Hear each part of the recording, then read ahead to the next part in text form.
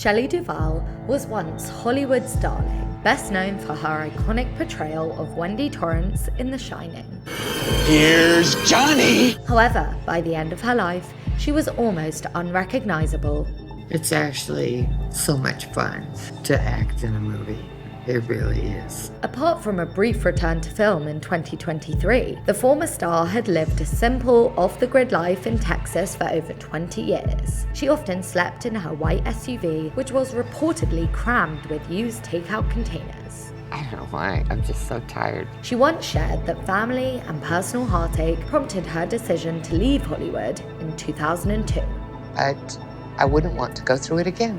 However, many speculated that her departure was linked to her treatment on the set of The Shining by the legendary director Stanley Kubrick. My stamina has increased so much since The Shining. I mean, you really have to be strong for an entire day because the role required me to cry all day long, every day. Almost immediately after The Shining was released in 1980, rumors began circulating about his alleged mistreatment of Duvall on set. You always dislike whatever the cause is of pain. So I resented Stanley at times because he pushed me and it hurt. I thought, why do you want to do this to me? How can you do this to me? Known for his perfectionism, Kubrick demanded numerous takes for each scene, often requiring Duvall to be in a constant state of intense distress. I mean, he was a completely different director with Shelley. We're killing ourselves out here, and you're gonna be ready. I am too. I'm standing Should we right play by mood the music? door. You shouldn't jump on every single emphatic line. It looks fake. It really does. It looks like you, Shelley, I'm telling you, it's too many times. Yet Duvall constantly defended Kubrick and his methods over the years, insisting that he was not malicious in his direction. If it hadn't been for that, volley of ideas and sometimes butting of heads together, it wouldn't have come out as good as it did.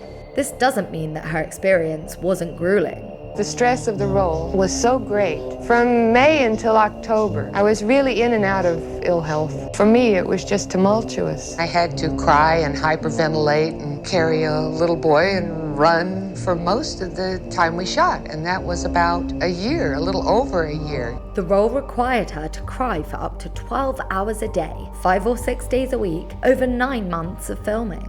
It was extremely difficult. I read somewhere that the director had you crying 12 hours a day. Is that a little hyperbole? No, I had to do that. He demanded realism, so I had to really cry. Duvall tragically passed away at the age of 75 after spending decades in relative isolation. Her mental health struggles became evident later in life. Damned if I do, damned if I don't. I mean, if I say I'm healthy, first thing they'll do is hurt me tonight. Who will hurt you? In a widely publicized interview with Dr. Phil, she appeared delusional and paranoid, often expressing a feeling of being under attack. I loved Robin Williams. I don't think he's dead. Where do you think he is? Shape-shifting. Do you see him? Yes. Despite her decline, she will forever be remembered as a Hollywood icon.